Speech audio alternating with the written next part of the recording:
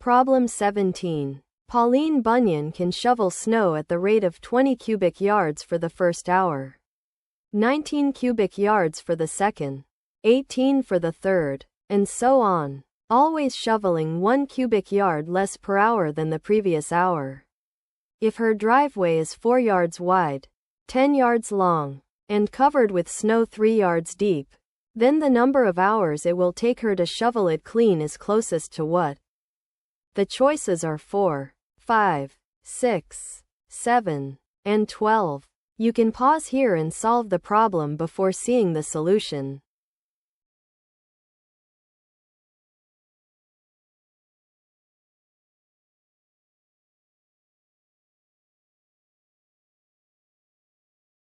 Find the snow volume. Add 20 plus 19 plus 18 plus, until reaching 120. So it takes about 7 hours, choice D.